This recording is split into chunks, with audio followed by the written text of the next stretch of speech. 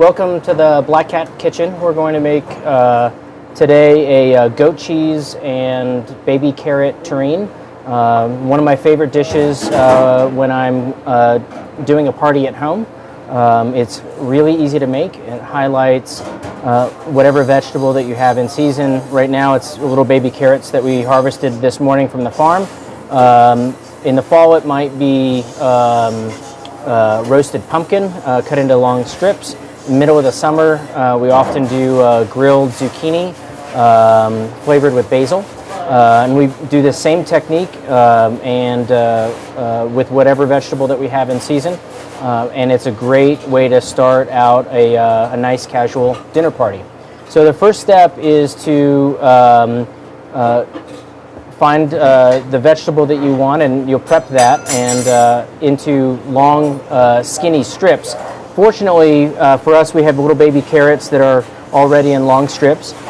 So I'll peel them and then we'll boil them in salted water until they are nice and tender. And then we'll strain them out and cool them, and then we'll start to build the terrine. So I'll start peeling carrots, which are these little orange carrots. They're a really delicious Japanese market carrot.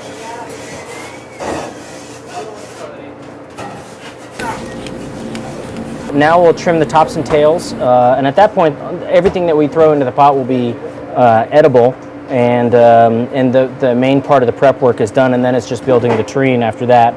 So I line up the carrots and make one cut. This just makes it a little faster than doing 4 cuts.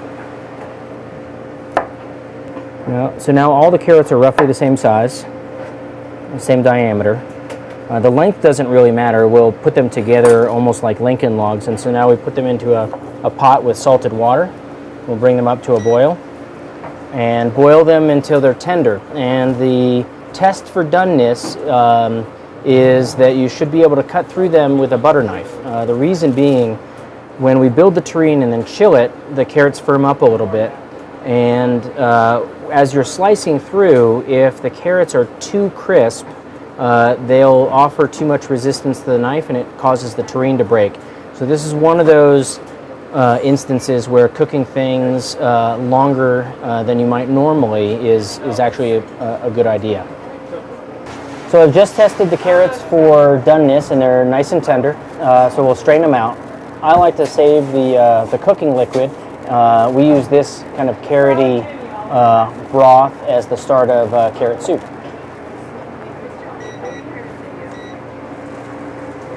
So strain it out, reserving the broth for a different use.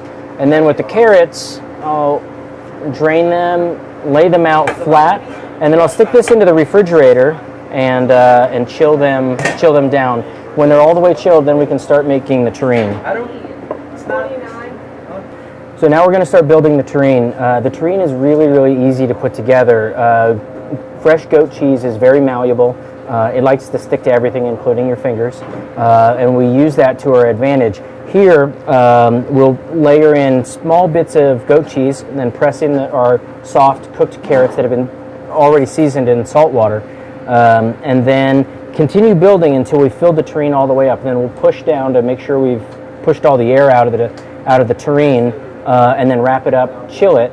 And then when our dinner party tomorrow night happens, we can pull it out of the refrigerator and cut it into thin slices, and we're all set.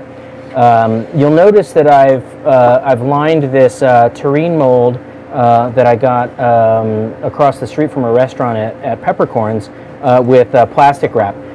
It's plastic wrap and wax paper are the two preferred ways of lining a terrine. Plastic wrap works a little bit better when you have a curved terrine.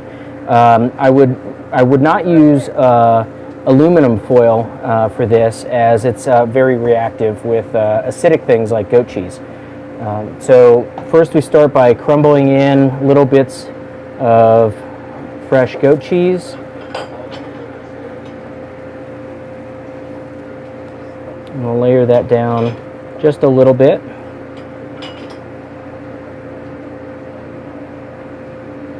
And then next, we'll put in a layer of carrots. You put in quite a few carrots, and they don't have to be in great order. When you push down on the carrots, they tend to arrange themselves in a good way. So you'll want a single layer, not overlapping too much on the carrots, but you don't have to be too fastidious about getting them organized. So now we'll push down, and they attach themselves to the layer of goat cheese in the bottom. And now we'll top this with more goat cheese. And these middle layers don't need to be very thin.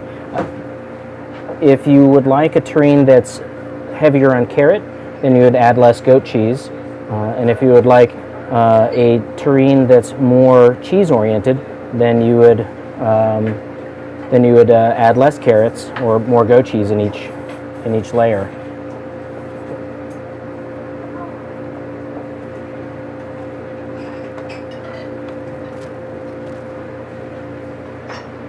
So now I've covered up our bottom layer of carrots fairly well. And it's time to put our next layer of carrots in.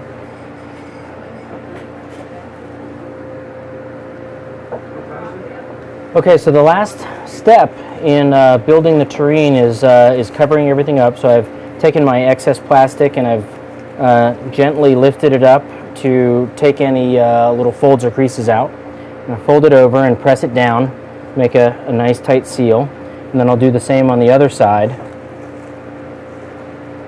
and fold it over and make a nice tight seal. And now I'll start pushing down from the middle outward to force any little air bubbles that may have been trapped on the inside out. So the little slice here at this end and this end, those won't look very good, but then from where my fingers are through the center of the terrine, it'll look beautiful. So when we unpack this, we'll trim off the first little slice, and then the rest of it should be great. So the terrine has set for a while, and it's nice and chilled. So now we'll loosen it a little bit and pull it out of the terrine mold. I'm pulling on one edge over here and then on the other, and then we'll gently slide it out, just like that. Without the plastic wrap or the wax paper, it's impossible to get it out of the terrine mold.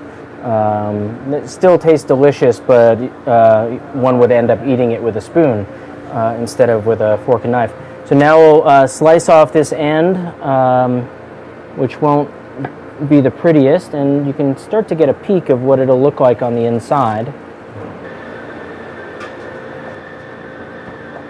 So to cut it, I cut in between my two fingers, and I use my fingers to steady the knife.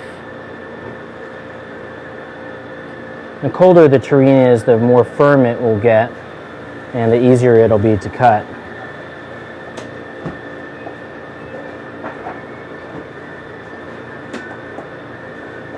So the last part of this dish is just laying it out on the plate. We picked some herbs from the farm, some chervil, parsley, tarragon, and then the tops from the carrots themselves. And put those into a bowl. I've made a quick vinaigrette of oil, vinegar, and salt. A little squirt of that. And then we roasted some of the carrots earlier with salt and pepper on them. And we'll just toss all this together to make a little salad.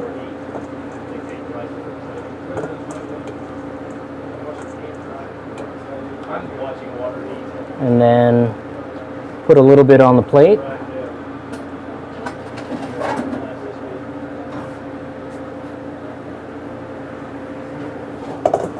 Now we'll arrange our pieces of terrine. So I'll gently pull off the plastic off of each one.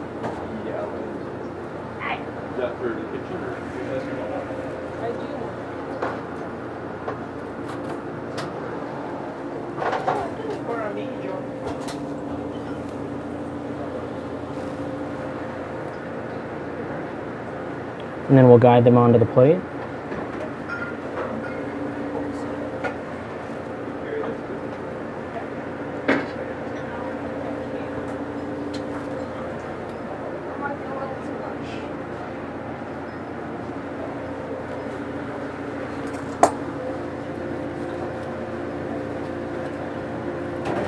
And then to garnish, we have a few crackers that we made from